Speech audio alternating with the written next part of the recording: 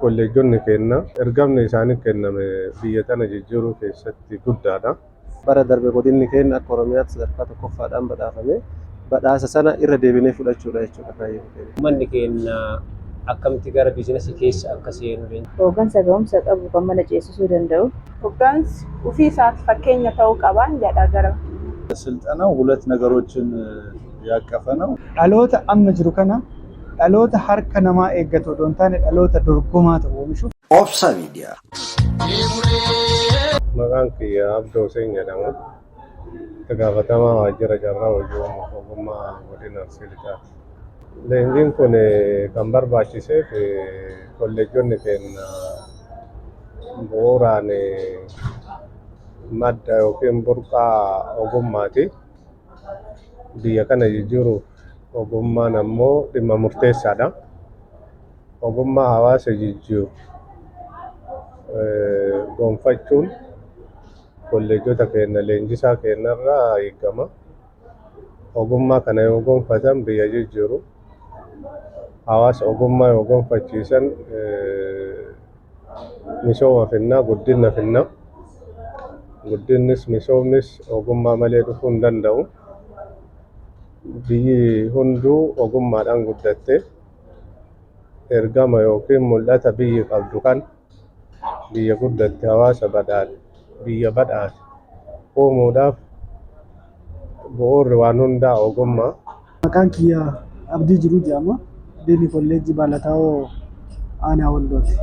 Akkuma beekamu yeroo ammaa tarsimoo mootummaa biyya keenyaa keessaa tokko lammiin biyya kanaa hundi ogummaadhaan of danda'ee leenjiin kennamu kamuu ogummaadhaan durfamuu qabaa dhaadannoo jedhuun yeroo ammaa mootummaan naannoo Oromiyaa akka inisheetiiviitti qabatee kan itti deemaa jiru ta'uu fi hojjettoota yookaan hooggansa mana tokkoo tiifis leenjiin kun akkamitti waan hojjennu san akkamitti hoogganuu akka dandeenyu hojjettoota nu jala jiran ammoo akkamitti hoogganuu akka dandeenyu ogummaa leenjisaa jiru kana ammoo akkamitti karaa skillful ta'een namni leenji'uu akka danda'u fi gaheen keenya iyyuu maali ka jiru sadarkaa manaajimentii kolleejjotaatti tokkoon hanqinni hubannoos jira waan ta'eef hanqina hubannoo kana karaa guutuu ta'een leenjii kana booda fudhataniiti hojiitti jijjiiruu danda'u jechuudha. Sadarkaa kanatti fiduudhaaf ga'umsi leenjisaa keenya kolleejjota keessa jiru ga'umsi diinii kolleejjotaa keenya baay'ee dhimma murteessaa waan ta'eef humni gahoomee jedhe ogummaa dagaagsa. Humni gahoomee jedhe hawaasa ogummaa gonfachiisa. Hawaasni ogummaa gonfata diinagdeen badhaadha. Hawaasa diinagdeen isaa hin jijjiirama. Kanaaf humni achi keessa jiru kun ga'umsaan leenjii qulqullina qabu kennuu akka danda'u, hawaasa ogummaa qabu uumuu akka danda'u, hojii dhabdummaa hir'isuu akka danda'u taasisuudhaaf akka biyyaatti leenjistoota bebbeekamoo sadarkaa federaalaatti jiran affeerree leenjisaa keenya maneejimentii kolleejjota keenya hundaaf leenjii kana akka kennan taasifne jechuudha. Maqaan kiyya Kataba Guddataa jedhama. Diinii kolleejjii Baalataawoo Godina Arsiiti. Hooggansi yeroo kanaa hooggansa jaarraa 21ffaa ta'uu qaba. Hooggansi jaarraa 21ffaa maal ta'uu qabaa waan jedhu leenjii kanarraa akka barannuuf jechuudha kan kennamaa jiru. Hooggansi yeroo ammaa maal hoogganaa waan jedhu beekuu qaba. Hooggansi sadarkaa garaagaraatti hojiileen hooggannu baay'eedha. Isa kana teekinooloojii hoogganna, inisheetivii hoogganna, ispeeshaalii tiiveetii keessatti humna namaa gahoomee fi koompitanti ta'e akka biyyaatti bahuu qabuu fi intarnaashinaal dorgomaa warra ta'uu danda'an horachuudhaaf tiiveetiin hojjetamaa jira jechuudha. Isa kana hubatee hooggansa sadarkaa sanitti nama fiduudhaaf kutannoodhaan hojjetutu barbaadama jechuudha. Overall hojjetaan kaanii fi hooggansi garaagarummaa qaba. Nama kanneen afootti baate hoogganuudhaaf dursitee karoora kee qabaachuu qabda. Karoorri baay'ee sun karoora hojiirra oolu karoora tiyooriidhaan taa'u maramee taa'uu danda'an karoora hojiirra ooluu danda'u karoorsuu hooggansa danda'u ta'uu qaba. Isa kanaaf immoo ce'umsa biyyaa keessattis ga'een TVETs olaanaa fi humna namaa carraa hojii barbaadu kana bal'inaan hojiitti galchuudhaaf hooggansa kana hubate ta'uu qaba waan ta'eef karaa saniin leenjiin kun milkaa'ee leenjii kanarraa immoo waan guddaa hubate gadi deebinee immoo maal hojjechuu qabna waan jedhu san karoora keenya waliin laallee. Kun hanqina qulqullina leenjii keenna ga'umsa irratti rakkoolee jiran ariitii kalaqaa fi ogummaa bu'uuraan jijjiiruuf ka'umsa waan ta'uuf leenjii kana qopheessinee akka kennamu taasifne. Kanaaf kolleejjonni keenya burqaan ogummaadha. Burqaan teekinooloojiidha. Teekinooloojii kalaquu baay'isuun hawaasni akka irraa fayyadamu taasisuun kolleejji intarpiraayiz inisheetivii jijjiiranii galii maddisiisanii bu'uuraan waan isaan irraa eeggamu hojjechuu akka danda'aniif kapaasitii biildingi irratti yookiin leenjii humna dandeettii raawwachiisummaa cimsu kennuun barbaachisaa murteessaa waan ta'eef sagantaa kana qopheessinee akka leenjiin kun kennamu taasisne jechuudha. Maqaan kiyya Faqii Haajii naan jedhanii diinii kolleejjii Balataa Hawaasaati. Akkuma beekamu yaa'u kolleejjiin guddinni idilee isaa barattoota kutaa 12 xumuraan simatee leenjii ga'umsaa fi qulqullina qabu kennuudha. Cinatti immoo uummanni keenya akkamitti gara biizinasii keessa akka seenu leenjii intarpiraanshiippii fi qonnaan bulaa daldaltootaa fi qaamolee garaagaraatiif leenjii kennuudha. Kanaaf hojii kana hojjechuudhaaf immoo milkaa'ina hojii kanaatiif hojjetaa hooggantoota miseensota manaajimentii humneessuun baay'ee barbaachisaadha jechuudha. Ga'uma kanaan leenjii kana booda maaltu dhufuu danda'a, jijjiiramni dhufuu danda'a, wanti jedhamee yaadame keessaa tokko yeroo ammaa yeroo leenjifamaan haarofni itti simatamee leenjii itti eegalaa jiruu fi duulessi bara darbes leenjii keessa kan jiru ta'uu isaati. Akka kolleejjichaatti yookaan akka kolleejjota godina keenyaatti hooggansa sadarkaa kolleejjotaa jiran hundatu leenjii kana sadarkaa moolchii irraa yookaan sadarkaa federaalaa irraa walta'iinsa biiroo carraa hojii uumuuf ogummaa godinaatii fi kolleejjotaatiin leenjii qophaa'ee leenjii kana booda bifa qindaa'aa ta'e karaa hubannoo guutuu qabu namni hundi hojii isaatti galee qaama nu jala jirus hojiis waan hunda karaa qulqullinaa fi ga'umsa qabuutiin hoogganuudhaaf gahee guddaa qaba jedhee yaadaan leenjiin kun. Akka biyyaatti, akka naannoottis, akka godinaattis ispeeshaalii waan amma godina kanaaf kennametu jira. Dhuunfaadhaan jechuudha. Waan godinni kun addatti hojjetu, waan ogummaadhaan wal qabatu, differentiation, zooningii fi daakii jedhamee waan taa'etu jira jechuudha. Zooningiidhaan ogummaaleen adda ba'an kun amma eeriyaa raadiyeesii kiloomeetira Finfinnee irraa jiru kanaan indaastirii maal barbaada waan jedhu indastiriin maal barbaadaa jennee iskaan goonee envaayiromentii kana iskaan gooneetiin ogummaaleen differentiation zoningiin adda ba'an kana irratti carraa hojii maal uumaa ka uumame kana immoo akkamitti kompiitanti ta'uu danda'a namni leenji'ee ogummaa isaa horatee waan jedhu kanaaf xiyyeeffatamee amma hojjetamaa jira. Tole maqaan kiyya Furaa Tuutee jedhama. Diinii kolleejjii leenjii teeknikaa fi ogummaa Kofaleeti. Kaayyoon leenjii kanaa kaasitti kennamaa jiru kolleejjonni godina keenya keessa jiran tokkummaadhaan jijjiirama akka biyyaatti qabame milkeessuudhaaf jijjiiramni iddoo nuti hojjennu irraa jalqaba waan ta'eef jijjiirama iddoo hojjennu san irraa jalqabe galmaan gahuudhaaf immoo tokkummaan irree tokkoon socho'uun barbaachisaadha waan ta'eef diiniin qofti leenji'eef yookaan hooggansi qofti leenji'eef jijjiiramni guddaan dhufu waan ta'eef jijjiirama kana galmaan gahuuf leenjii kana keessatti kan hirmaatu hundinuu manaajimentii kolleejjotaa dabalatee akkasumas namoota hojiidhaan fakkeenyummaa gaarii qaban as keessatti hirmaachifnee jirra. አበባው ለማ እባላለሁ። በኢፍሪ ቴክኒክና ሙያ ስልጠና ኢንስቲትዩት በቴክኒክና ሙያ አመራርና አስተዳደር ትምህርት ክፍል መምህርና የትምህርት ክፍል ኃላፊ ነኝ። እንግዲህ ዛሬ እዚህ የተገኘንበት የምዕራብ አርሲ ቴክኒክና ሙያ ኮሌጆች አንድ ላይ ሆነው በሊደርሺፕ ላይ የአቅም ግንባታ ስልጠና እንድንሰጣቸው ባደረጉልን ጥሪ መሰረት ነው የተገኘ ነው። መጋንኮ ከድጃ አብደላ እንደዳማ ሁን ዲሮ ቀጠረሚ መነ ኮሌጅ በሄዶ ሁጂ ከነት ዱፉ ገ ሁጂ መታሳ ቀባ ከናፉ ወገና ገይታ ኢሳ ኦኬን ገ ሁጂ ሳዋን ተኤፍ namni hundi itti gaafatamuudhaan hojii isaa hojjechuu qaba jedha.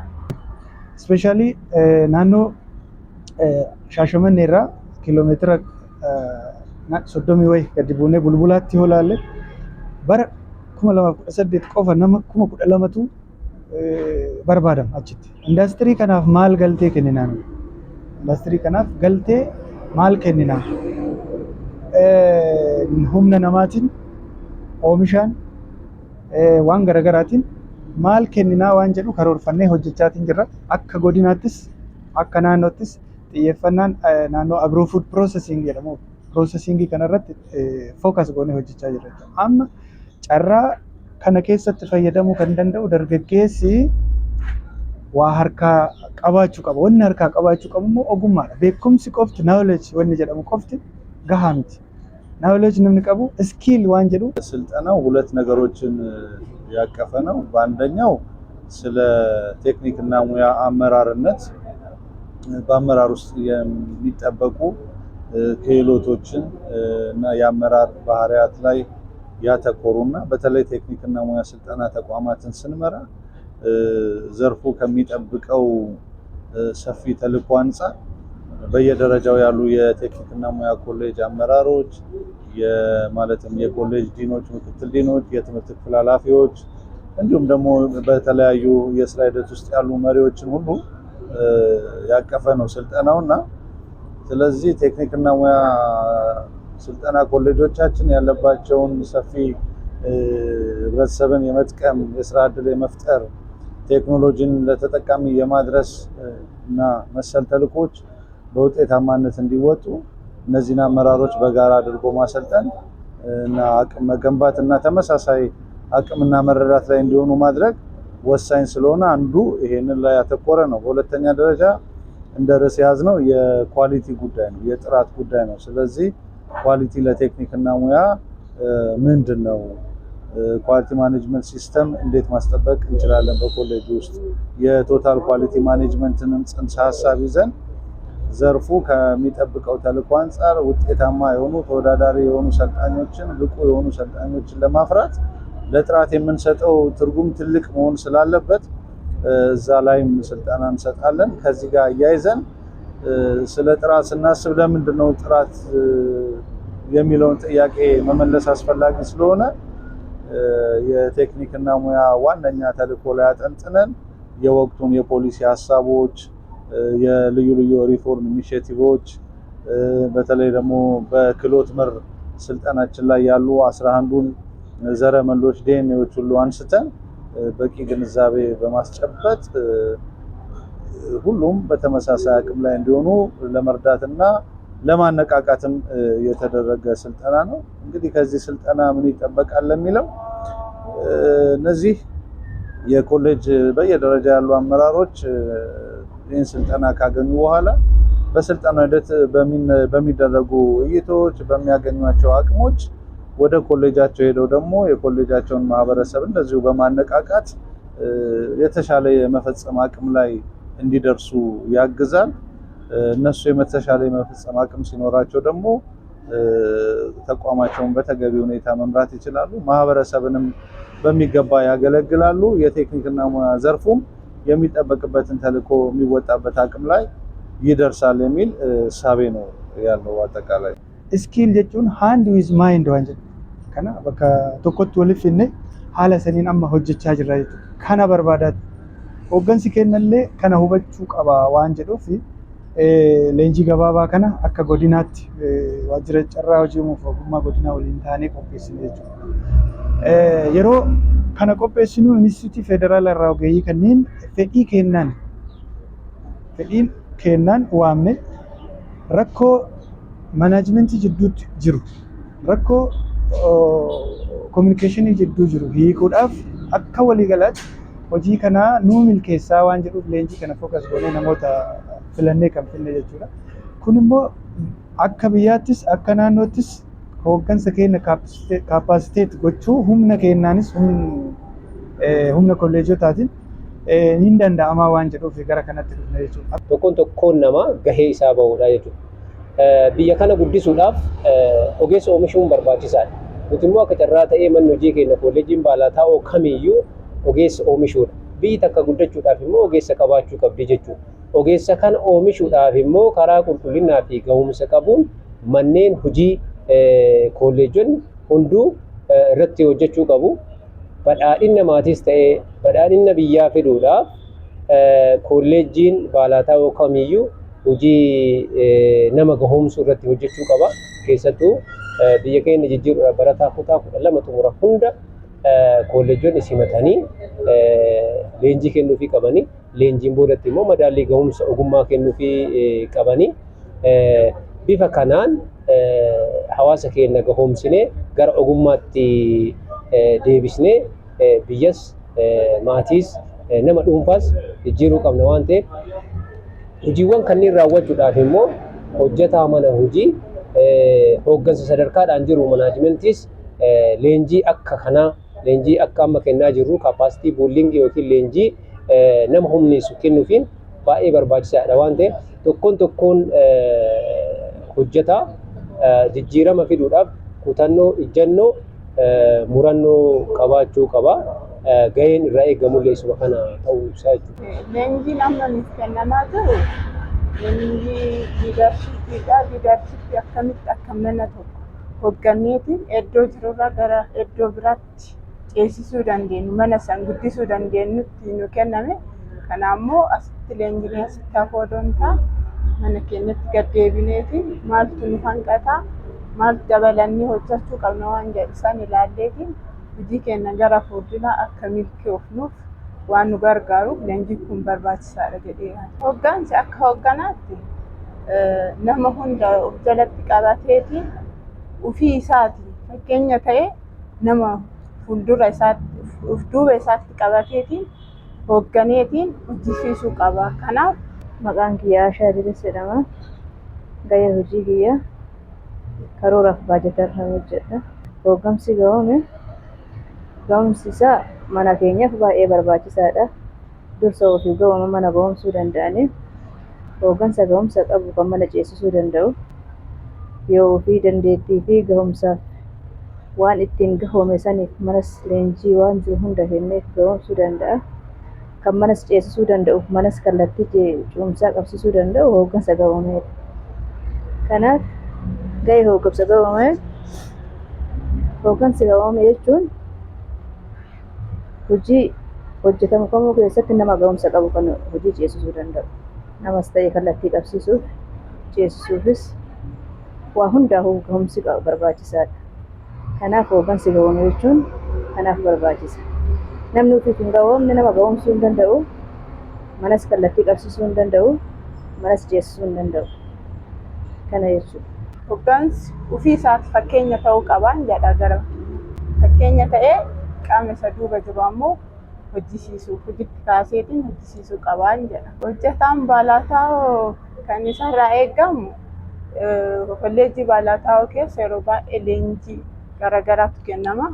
Leenjii kennamu kana ammoo leenjii qulqullina qabu kennaniitiin lammii gabaarratti filatama yookiin fudhatama qabu oomishanii uummataaf qopheessuu qabanii jedha akka biyyaatti. Bara darbe godinni keenya akka Oromiyaatti sadarkaa tokkoffaadhaan badhaafame badhaasa sana irra deebinee fudhachuudha jechuudha kaayyoo keenya. Badhaasa kana irra deebinee fudhanneet biyyaan wal dorgomuudha. Akka biyyaatti dorgomummaa keenya mirkaneessinee fayyadamummaa hawaasa keenyaatiif jijjiirama kolleejjonni keenya qaban san ceesifneeti kolleejjota dorgomummaa isaanii mirkanaa'e galmaan gahuudhaaf xiyyeeffannee kan hojjetaa jirru ta'uu fi leenjii kana booda immoo bu'aa baay'ee eegnaa jechuudha. Warri asitti leenjii fudhataa jiru kun hundi isaatu warra gahee qabu. Warri nu duubatti hafe immoo baay'eetu jira. Namoonni as dhufan kun immoo hundi isaaniitu nama of duubaa qabu. Nama of duubaa qabu kana immoo leenjisuu qabu, gahumsuu qabu. Isaan kana erga qabatanii booda immoo xumuruu qabu waan ta'eef kana waan ta'eef isaan sana galmaan gahuu keessatti hojiin hojjetamu kamiyyuu gahee mataa ofii qabatee baheet jijjiiramaaf hojjechuu qabu jedhee yaada. Mana keenya keessa hojii bal'aadha jira. Humna bal'aas qabna. Fuulduratti kolleejjiin keenya akka kolleejjii keenyaatti poolii kolleejjii jijjiiramuudhaaf kan hojjetaa jiran hojii bal'aadha kan hojjechaa jiran. Akkuma istiraateejii mana hojiitiin hojii mootummaa gahoomsuufis ceesisuufis manas ceesisuuf kan itti deemaa jirru. Kanaaf leenjisaa soo xiqqaate baay'ee qabna. Humna hojjetaa deeggarsaas nama hedduu qabna. Kana irratti ka'aansuudhaan akka mana keenyaatti wantoota baay'eedha kan hojjetamaa jiru. Wanti baay'een akka kolleejjii akka godina Arsii Lixaatti kolleejjiin keenya yeroo ammaatti kolleejjii jalqaba irra jiru. Haalli teessuma isaas haala gaarii irra jira. Naannawaanis namni achi keessas qindoominaan hojjenna. Hojii isaa haala gaariin hojjetamaa jiru. Kanaaf fuulduratti waan jedhe gara pooliteeknikaatti jijjiiramuudhaaf hojjetaa jirra jechuudha. Fuuldura keenya kan kaartan. Leenjii kana booda namni hundinuu bu'aa leenjii kanarraa argateen hojiitti akka hiiku, hojiitti hiiku qofa osoo hin taane kan deebinee bu'aadhaan wal madaallu akka ta'u hawwiikooti. Ijoolleen bira dhuftu ijoollee leenjii garaagaraa leenjuuf dhufanii leenjii kan erga leenji'anii booda manatti galanii taa'uu osoo hin ta'in bahaniitiin ogummaa argatan kana ofis namas gargaaru ofis hojjetanii sadarkaa guddaa irra gahaniitiin nama isaan jalatti qaxaranii hojjechiisuu waan danda'aniif ogummaan tuffatamuu hin qabu. Ogummaa isaanii kanarratti ogummaa asii argatanii ogummaa mana hojii yookiin kolleejjii irraa horatanii hojii isaanii uummatanii hojjechuu qabanii jedhan. Dhumarra wanti dabarfattuu jira. Dhumarra wanti an dabarsuu barbaadu namni hundi dirqama ofii bahachuu qaba. Yeroo baay'ee hojiin hojjennu hundi dirqama mindaa nyaachuuf qofa odoo hin ta'in dirqamni lammummaas nutti haa dhagahamu. Kanaaf lammii har'a qabu boruu ammoo nu fayyadu ilmaan keenya fayyaduu waan dandeenyuuf barnoota qulqullina qabu kennineetiin lammii gahoomee akka oomishnu barbaada. Akka waliigalaa nuyi dhaloota amma jiru kana dhaloota harka namaa eeggatu odoo hin taane dhaloota dorgomaa ta'u oomishuuf oomishaa jirru kana irratti hubannoo gahaa argatee gara tiiveettiitti dhufee harkaa fi sammuu waliif fideen dhaloota hojjechuu danda'u oomishuudhaaf karaa qindaa'aa ta'een hojjechaa jirra jechuudhaaf. Akka kolleejjii keenyaatti kolleejjiin Baalataa Hasaasaa kolleejjii baay'ee hawwataa fi miidhagaadha. Kolleejjii kana keessatti sochiin baroota sadan darban kan irratti hojjenne baay'eedha. Gama simannaatiin hojii bal'aatu hojjetame, gama madaallii ga'umsa ogummaa kennuutiin hojii bal'aatu hojjetame, leenjii intarpiraanshiippii dargaggootaaf, hojii barbaaddotaaf, qonnaan bulaadhaaf, qaamolee garaagaraatiif aanaa irraa hanga gandaatti hojii guddaatu hojjetamaa ture. Kana malees immoo kolleejicha humneessuudhaaf hojiin galii keessoo hojii bal'aatu hojjetame jechuudha. Waggaatti lafa qabnu yeroo lama oomishuu danda'ameera. Oomisha bonaa, oomisha gannaa, qaala'insa gabaa keessatti illee hir'isuudhaaf hojii bal'aatu hojjetame. Akka kolleejjii keenyaatti timaatimii oomishuudhaan, shunkurtii diimaa oomishuudhaan, dinnicha oomishuudhaan, qamadii immoo gannaan oomishuudhaan hojii fakkeenyummaa sadarkaa Oromiyaatti qabu hojjenneerra. Kana malees immoo kolleejjii hawwataa fi miidhagaa gochuudhaaf hojiin Green TVT bal'aan kan hojjetame ta'uu isaati. Kolleejjii keenya immoo wanta adda godhu yoo jiraate giddugala BIC Business Incubation Center hundeessuun danda'amee jira. Iddoo yaada haaraa itti maddisiisan akka kolleejjiitti hundeessinee dargaggeessi hojii barbaadan kamiyyuu haala mijataa san keessa taa'ee karoora isaa akka inni baafachuu danda'u, diizaayinii garaagaraa hojjetee gabaadhaaf akka inni dhiyeessuu danda'u kolleejjii amma hojjetaa jiru. Sadarkaa amma jiru kanarraas gara pooliitti guddachuudhaaf kolleejjii baay'ee carraaqaa fi tattaafataa jiru ta'uu isaati.